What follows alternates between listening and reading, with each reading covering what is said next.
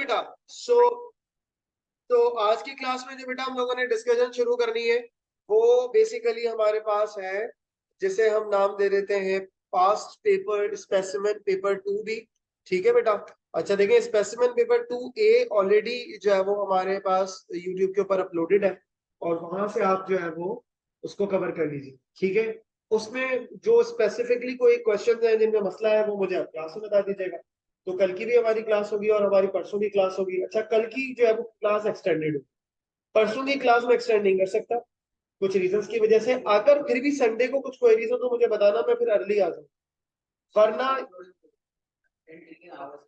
कल की तो आप जितना टाइम लेना चाहो ले लो, मेरी कहीं और क्लास नहीं। तो कल मैं 5:30 पे जब आऊंगा तो उसके बाद आप करते रहना, 1-2 घंटे में बैठ जाऊंगा, क्लास भी हो जाएगी और साथ में 1 घंटा एक्स्ट्रा बैठ जाऊंगा। सही है। बाकी संडे को मैं मिस ही नहीं करूंगा, मेरा कुछ इवेंट है तो मैं इसलिए मैं चाह रहा हूँ कल एक्स्ट्रा दे दूंगा आप लोगों को। सही है बेटा, चले बस वापसी आ जाएगी बेटा। तो ये हमारा स्पेसिमेन पेपर 223। ठीक है जी, पेपर 2B कहलाता है सर ये। और इसके अंदर हम लोगों ने जो बात करनी है वो ये है कि सबसे पहले जैसे इन्होंने देखें, आपको क्वेश्चन इस तरीके से ही मिलेंगे जिसके अंदर आपको डिटेल्स देगा। पेपर जो हमारा 2 है ना बेटा, अब इसके अंदर इन्होंने पता हरकत क्या की है। अब इन्होंने ये किया है, अब के इन्होंने इस बार जो हमारा सिलेबस हो चुका है उसमें इन्होंने, आप ये कह सकते हो कि बहुत सारी चीजें चेंज कर दी है। पहले वाले सवालों में अगर हम बात करें ना, पहले वाले क्वेश्चंस के अंदर अगर हम बात करें बेटा, तो उसके अंदर क्या होता था, उसके अंदर इन्होंने जो है ना वो क्वेश्चन के अंदर थ्योरी ज्यादा नहीं दी थी। अब ये थ्योरी भी देने लग गए। अब बेटा इसमें इन्होंने क्या बात बोली है, इन्होंने बोली है a range check is used to check that a value input is above 10 and below 20। इन्होंने एक स्पेसिफिक वैल्यू बता दी है कि 10 से क्या हो बेटा ज्यादा हो और 20 से क्या हो कम हो। तो अब इसका मतलब ये है कि ऐसी कौन सी वैल्यू है, ये तो नहीं हो सकती, ये भी नहीं हो सकती। सही है, तो इसका ये आपको 1 मार्क मिल गया। फिर फर्दर बात को आगे लेके चलते हैं बेटा। सेकंड पार्ट में वो क्या आपसे डिमांड कर रहा है बेटा, देखिए सेकंड पार्ट में वो आपसे क्या डिमांड कर रहे हैं। मैं इसको, देखिए मैं इसको लेबल भी कर देता हूँ और फिर आप उसको इजीली क्या कर सकते हो, आप इसको आपस में कंबाइन कर सकते हो। ABCD कर दिया मैंने इसको, फिर इसको 1 2 और 3 और 4 कर दिया। अब बेटा देखें लाइब्रेरी रूटीन्स यहाँ पे क्या कहलाता है, स्ट्रक्चर डायग्राम, प्रोसीजर फंक्शन। देखिए प्रोसीजर फंक्शन जब भी आप इस तरह के सवाल सॉल्व किया करें ना, तो इसकी टेक्निक ये होती है कि जैसे चूज द बेस्ट आंसर आ जाता है, समटाइम MCQs वाले क्वेश्चंस होते हैं, या फिल इन द ब्लैंक्स ऊपर गिवन हो ऑप्शनल और नीचे आपको आंसर। तो जो चीज आपको समझ आ रही है ना पहले से, कि यार ये चीज मुझे लग रही है कि यार ये आंसर हो सकता है, तो आप पहले वो करें। जैसे इस केस के अंदर मुझे क्या लग रहा है, प्रोसीजर फंक्शन आसान है, क्योंकि प्रोसीजर और फंक्शन दोनों का काम ऑलमोस्ट सेम है, सिर्फ फर्क ये होता है कि प्रोसीजर रिटर्न नहीं करता, फंक्शन रिटर्न करता है। अब ये वाली बात देखो कहाँ कहाँ लिखी हुई है। तो अगर हम देखें पहला वाला क्या है, सब routine they that may not return a value. तो सर ये क्या हो गया, a standard subroutine that is available for immediate use। Immediate use के अंदर ये तो छोड़ दें, ये फंक्शन नहीं है ना। a subroutine that can be used in an assignment statement। a subroutine,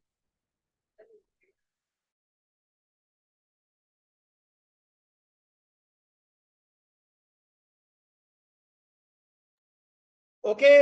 अब फंक्शन का आंसर ये हो सकता है, ठीक है, जो मुझे लग रहा है, लेकिन अभी आप रुकें। कह रहे हैं ओवरव्यू ऑफ द प्रोग्राम और सब रूटीन। ये क्या चीज होती है बेटा, ओवरव्यू की बात कर रहा है।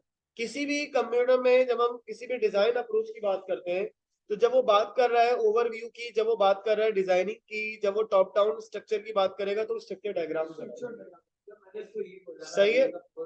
फिर हमारे पास सब routine that can be use in an assignment operator, in an assignment statement. तो ये हमारे पास बेटा क्या हो जाएगा, फंक्शन। और ये इमीडिएट यूज के लिए क्या होती है, लाइब्रेरी रूटीन। लाइब्रेरी रूटीन आप ऐसे समझ लो कि ये प्रोसीजर बने बनाए हैं, सही है, एक सब रूटीन है जो बनी बनाई, आप उसको सिर्फ क्या करोगे, इस्तेमाल करोगे। फंक्शन वाले की बात कर रहा है कि आ सब routine that can be use in an assignment statement. एक सब रूटीन ही है ये। सब रूटीन बेसिकली हम सब रूटीन फंक्शन को भी कहते हैं, सब रूटीन हम प्रोसीजर को भी, सेट ऑफ इंस्ट्रक्शंस। लेकिन फर्क क्या होता है दोनों में, प्रोसीजर जो है वो रिटर्न नहीं करता, फंक्शन क्या करता है, रिटर्न।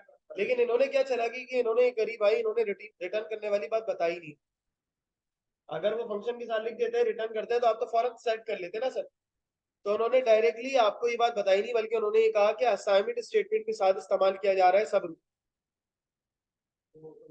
तो ये फंक्शन प्रोसीजर में से कोई एक हो सकता है। लेकिन क्योंकि प्रोसीजर ऊपर हो चुका है तो अब क्या बचा हमारे पास,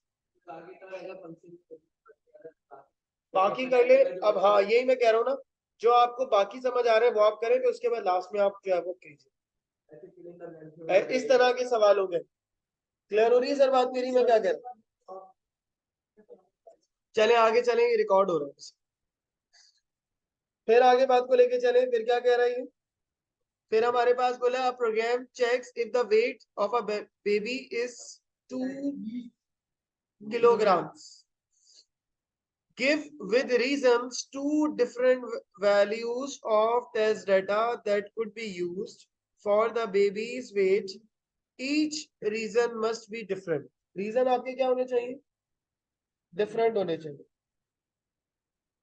तो अब हमारे पास एक तो वैल्यू आ गई है, एटलीस्ट क्या होना चाहिए, 2 kg होना चाहिए। तो अगर हम यहाँ पर सिर्फ 2 ही लिख दें, 2 kg एक्सेप्टेबल है ना, सही है। तो इसको हम एक्सट्रीम डाटा भी तो कह सकते हैं और बाउंड्री डाटा भी कह सकते हैं। ठीक है, इसको बेटा हम क्या बोल सकते हैं, एक्सट्रीम डाटा या बाउंड्री डाटा बोल सकते हैं। तो एक्सट्रीम कह दीजिए इसको, ऐसे ही होता है बेटा।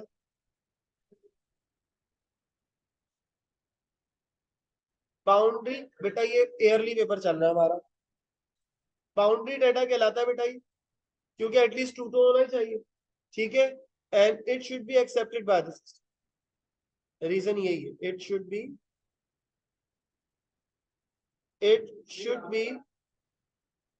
Accepted by the system. Test data मैंने बताया था, अभी बता देता हूं मैं, क्या मुश्किल है इसमें।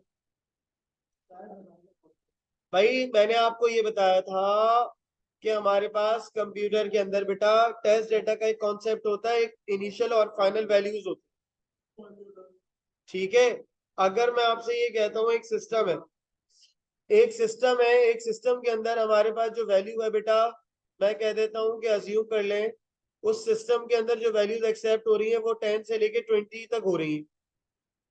अब इसके अंदर 4 टाइप के टेस्ट डाटा होता है। एक होता है नॉर्मल, नॉर्मल वो होता है जो विद इन अ रेंज होता है, जैसे 11 12 और इस तरह से करते करते कहाँ तक जाएगा ये, 19 तक चला जाएगा। एक होता है हमारे पास एक्सट्रीम, जो एक्सेप्टेबल तो होता है लेकिन ये बिल्कुल एंड में होता है, एक्सेप्टेबल होता है बिल्कुल लास्ट वैल्यूज कहलाती है। ठीक है, लीस्ट और हाईएस्ट, लीस्ट और हाईएस्ट बोलते हैं बेटा। फिर हमारे पास होता है बाउंड्री डाटा। बाउंड्री डाटा के अंदर जो होता है वो हमारे पास दोनों चीजें आ जाती हैं, एक होता है नॉट एक्सेप्टेबल और एक आ जाता है एक्सेप्टेबल। इसी तरीके से लोएस्ट और इसी तरीके से हाईएस्ट साइड के ऊपर भी एक्सेप्टेबल और नॉट एक्सेप्ट। समझ आ रही है बेटा मेरी बात। और उसके बाद फिर हमारे पास एक और होता है which is called abnormal. Abnormal वो डाटा होता है जो आउट ऑफ द रेंज, 1 हो गया, 29 हो गया, ये सब डाटा रेंज से क्या हो गया, ये बाहर हो गया, आउट। ठीक है बेटा, चले आगे। अब यहाँ पर इन्होंने 2 टाइप ऑफ टेस्ट डाटा बोला है, तो एक तो 2 दे दिया मैंने बाउंड्री, ये ठीक है। अब एक एबनॉर्मल दे दो, ये नॉर्मल भी दे सकते हैं। एक्सट्रीम 2 आ गया ना, इन्होंने बोला एटलीस्ट 2 होना चाहिए। अब इसके अंदर हमें नहीं मालूम कि एटलीस्ट 2 का मतलब ये कि 2 से कम या 2 से ज्यादा, हमें ये नहीं पता चल रहा ना। तो इसलिए बेहतर यही है कि आप यहाँ पे दे दें 3 दे दें आप, एबनॉर्मल टेस्ट डाटा हो गई। ये क्या हो जाएगा बेटा, एबनॉर्मल टेस्ट डाटा। इसको बेटा हम क्या बोलते हैं, it should not be acceptable by the system. It should not be accepted by the program भी बोल सकते हो, ऊपर प्रोग्राम की इन्होंने बात की। ठीक है, ठीक हो गई बेटा बात?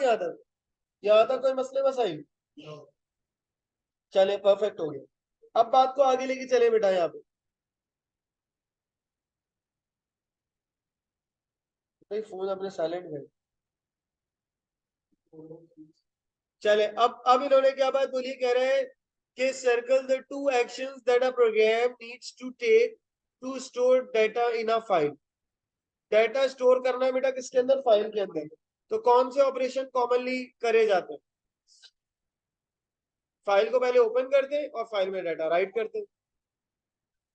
ठीक है, रीड से तो रीड होगा ना, ओपन होगा और राइट होगा। ये बेटा आसान भी है और ये मुश्किल भी है। गलत होगा तो डायरेक्ट जीरो। सही है, कहने को बड़े आसान है ये, लेकिन अगर कुछ नहीं तो फिर डायरेक्टली जीरो जाएगा। क्या चीज?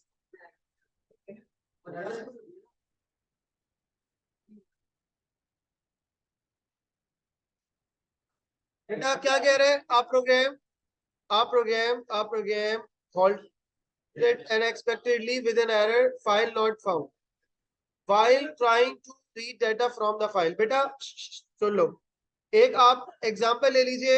एक हमारे पास फाइल मौजूद है, ठीक है, हमारे पास एक क्या मौजूद है? फाइल मौजूद है। अब इस फाइल से हमें डाटा को क्या करना है? रीड करना है। लेकिन आपने यहाँ एक कोड लिखा, ठीक है, आपने कोड लिखा और आपने कोशिश की आप फाइल से डाटा को क्या कर ले? एक्सेस कर ले। ठीक है, लेकिन इन्होंने क्या बात बोली? इन्होंने बोली program halted unexpectedly with an error। Error क्या है?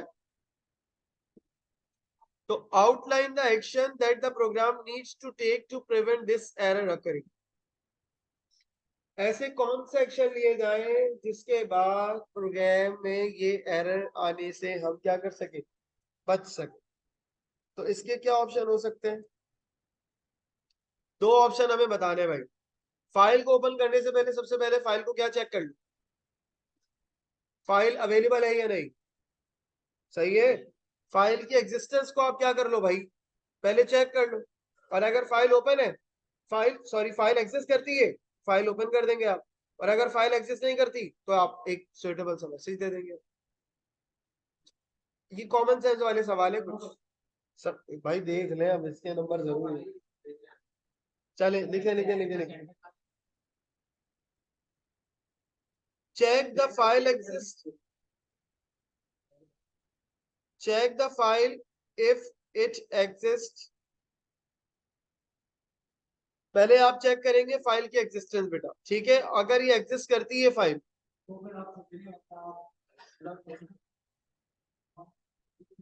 Exist, then file will be open. ठीक है, तो फिर आप फाइल को क्या कर देंगे? फाइल कर देंगे, फाइल को ये मैसेज लिख देंगे, file will be open.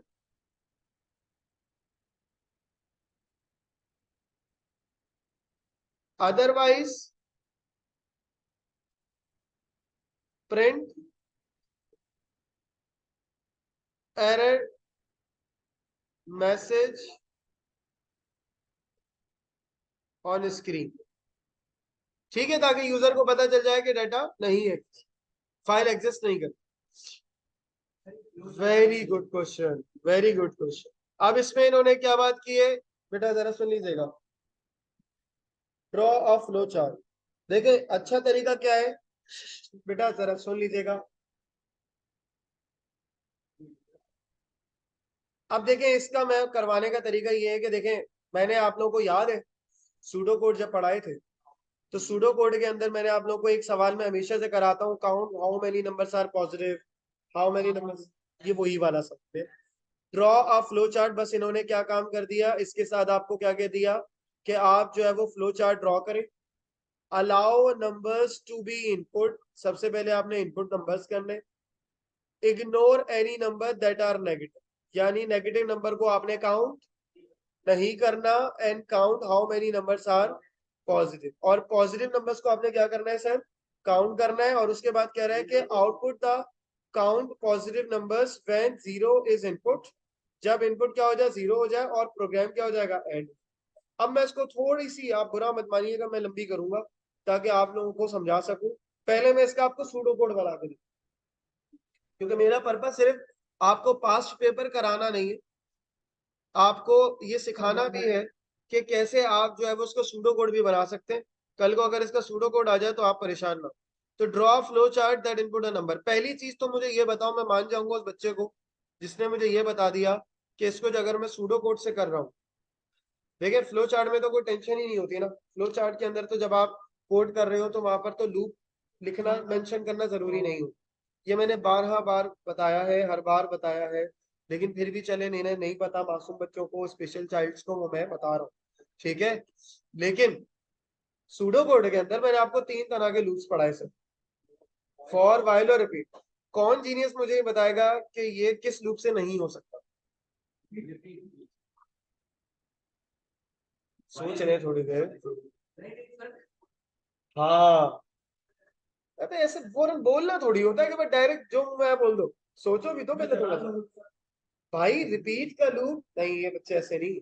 Repeat, अच्छा अच्छा, लेट मी कंप्लीट। रिपीट, हाँ मुझे मालूम है। रिपीट और वाइल का लूप बेटा ऐसा होता है कि जब मैंने बताया है पढ़ाते हुए भी कि जब सर हमें कंडीशंस नोन और अननोन दोनों हो तब भी चलते हैं। फॉर लूप के अंदर जब ही चलता है जब हमें कंडीशन नोन होंगी। जब हमें पता हो 15, अभी 15 दफा 20 दफा बोला इसने, नहीं बोला ना। तो इसका मतलब ये है कि इसको इनपुट डिपेंडेंट लूप बनाना पड़ेगा। इसको मैं आपको रिपीट से करके दिखाता हूँ।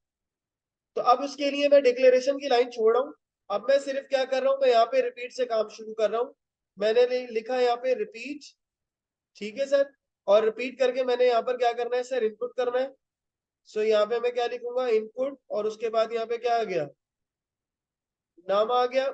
उसके बाद मैंने यहाँ क्या लिखा, if num greater than 0, then आप क्या काम करेंगे,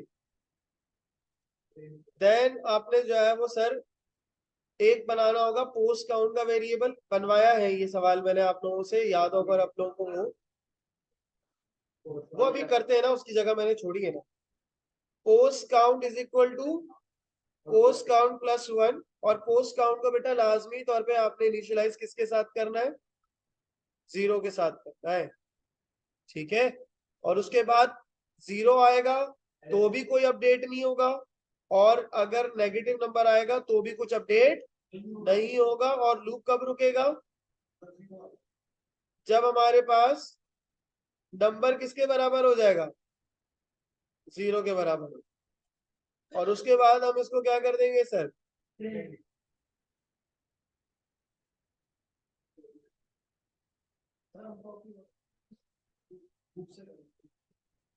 सही है। अब उसके बाद अब आपने, अबे छोड़ो तुम, अब क्या बोलूं, अभी रिकॉर्डिंग चल रही है, अच्छी बात नहीं। वॉइस है लेकिन ये वीडियोस तो सब देखते हैं ना। ये आ गया हूँ। नहीं नहीं, मेरे पास टाइम नहीं होता, मैं लेक्चर डायरेक्ट अपलोड, तो मैंने ऐसी बात बोली थोड़ी। ऑर्गेनिक, नेचुरल रहना चाहिए इंसान को, एक्टिंग करनी नहीं चाहिए। सही है ना, मैं उसको कट करूं, क्लिप बनाऊं, तो जैसे हैं वैसे हैं, सीधी बात है। और अच्छे ही है अल्हम्दुलिल्लाह, कोई ऐसी बात नहीं है। मैंने आपसे कोई ऐसी जो है वो सही है सर। तो आपके पास बेटा अब ये मार मजाक भी खत्म करो, अब ये मुझे बताओ, ये वेरिएबल्स कौन कौन से बनेंगे, डिक्लेयर कौन कौन से करें। पोस्ट काउंट होगा यार, मुसैब इनपुट भी डिक्लेयर होगा, कैसी बातें कर रहे हो यार। ठीक है, पोस्ट काउंट नम, और हमारे पास बस ये दो ही वेरिएबल्स हैं हमारे पास। ठीक है, और इन दोनों को हमने क्या कर दिया सर यहाँ पे, या डिक्लेयर कर दिया करो, अच्छा रहता है, सूडो कोड में जरूरी होता है। और जो आपका फ्लो चार्ट होता है बेटा उसमें वो जरूरी नहीं होता। ठीक है जी, तो यहाँ आप आ जाए इंटीजर, और ये आपके पास एक पूरा कोड हो। अब इसका हमें क्या बनाना है बेटा, फ्लो चार्ट बनाना है, वो मैं आपको अभी बनवा। अच्छा अब जरा देखें बेटा, अभी जो मैंने आपको कोड करवाया उसमें मैंने डिक्लेरेशन कराई है, सुन लीजिएगा। देखिए एक चीज समझ ले बेटा, ये जो डिक्लेरेशन होती है ना, ये आपको फ्लो चार्ट के अंदर करने की जरूरत नहीं होती है, तो ये आपका काम खत्म। आप शुरू कहां से करेंगे, directly post count, post count से आप शुरू करें। अच्छा, रिपीट का लूप लिखने की जरूरत नहीं होती है, तो यहाँ पे काउंटर, क्योंकि हमें हमें नहीं पता कि कितनी आर्टिशंस करनी है, सो हमें यहाँ पर ये भी नहीं करना। सही है। क्वेश्चन के अंदर क्या कह रहा था बेटा, क्वेश्चन के अंदर वो ये बोल रहा था कि हमें फ्लो चार्ट ड्रॉ करना है जो अलाउ करेगा यूजर को के नंबर इनपुट करें। देखिए जब भी आप फ्लो चार्ट बनाते हो तो सबसे पहले बेटा एक काम तो आपने ये करना होता है कि you are going to draw this symbol which is start. Start हो गया, उसके बाद कह रहा है कि any ignore any number that are negative.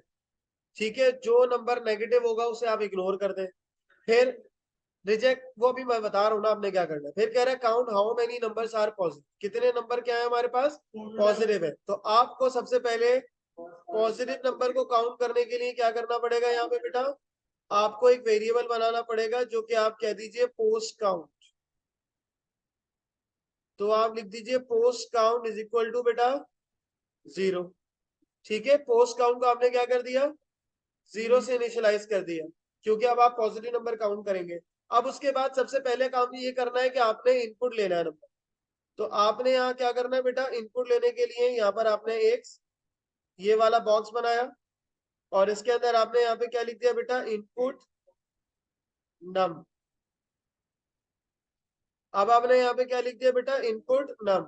देखिए इनपुट नम करने के बाद आप क्या करेंगे, यहाँ पे इनपुट नम करने के बाद आपने कंडीशन लगानी है इफ की।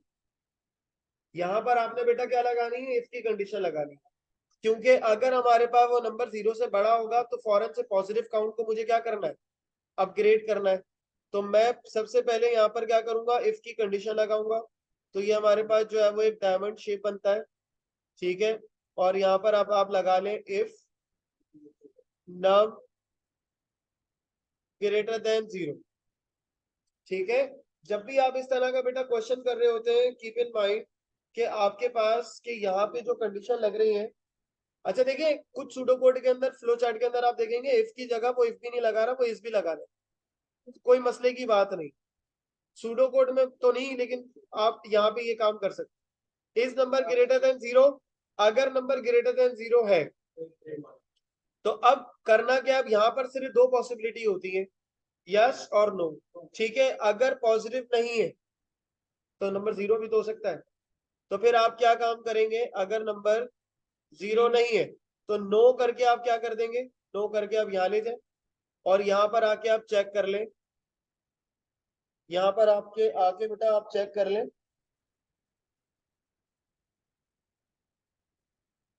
कि नंबर जो है वो हमारे पास 0 है या नहीं। Is num equal to 0। अगर नंबर इक्वल टू 0 है तो आप इस प्रोसेस को क्या करेंगे बेटा, यहां से कंटिन्यू कर लेंगे। अभी रुक जाओ 2 मिनट, मुझे अपनी बात कंप्लीट करनी है। ठीक है, अगर नंबर 0 के बराबर है यस, तो आप कहाँ ले जाएंगे, बल्कि sorry sorry sorry sorry, number 0 से ग्रेटर नहीं, लेसर देन 0। लेसर देन 0 को डिस्कार्ड करना है ना। ठीक है, नंबर अगर 0 से बड़ा नहीं है तो दो पॉसिबिलिटी है, या तो वो 0 के बराबर होगा या वो 0 से छोटा होगा। अगर 0 से छोटा है तो वो दोबारा ऊपर चला जाएगा, डिस्कार्ड हो जाएगा और वो कंटिन्यू रहेगा। और अगर वो 0 से छोटा भी नहीं है तो इसका मतलब वो नंबर क्या होगा, 0 होगा। ठीक है, तो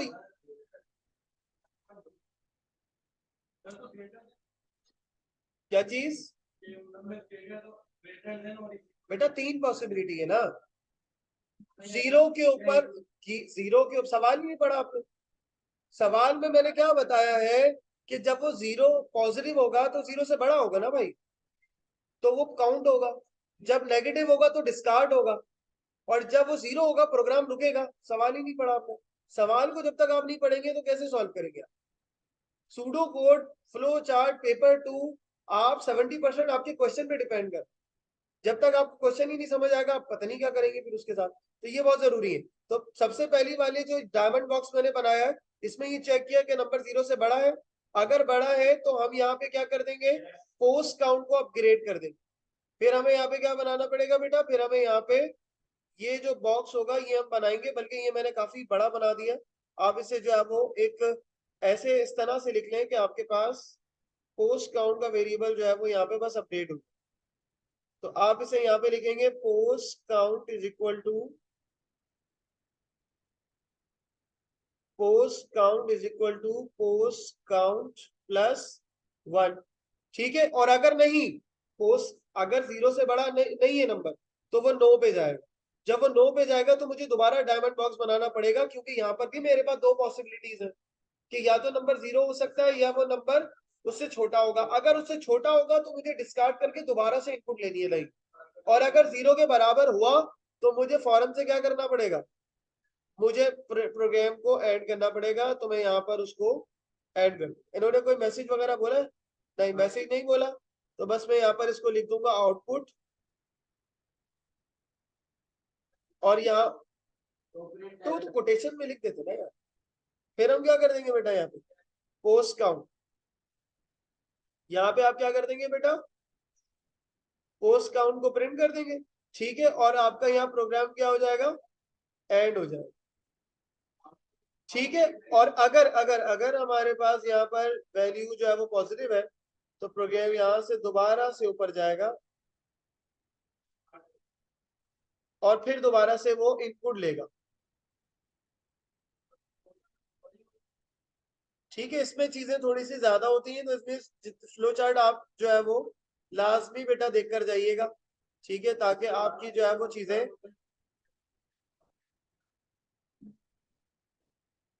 बेटा उसमें ड्रॉ नहीं होगा, ये ड्रॉ करना मेरे आप, क्वेश्चन टू क्वेश्चन वेरी करता है, सही है। तो ये इस तरीके से हो जाएगा ना, इस क्वेश्चन के अकॉर्डिंग आपको ये काम कर, सही है। और ये काउंट होता चला जाएगा और आखिर में प्रोग्राम आपका क्या हो जाएगा, मिनट हो जाएगा, सही है सर। चले अब बात को जरा आगे लेके चलते हैं।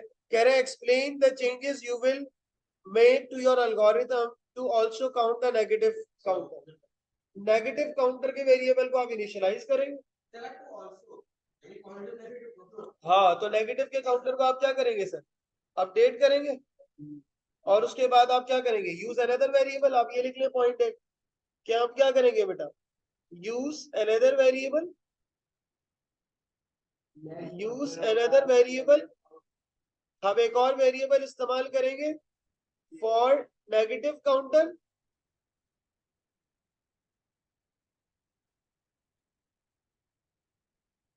ठीक है। Use another variable for negative counter,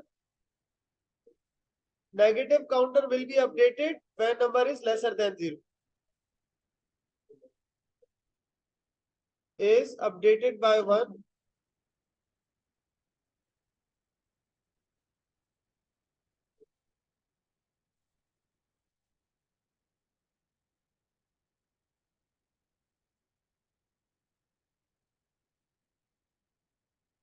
when input number is less than 0,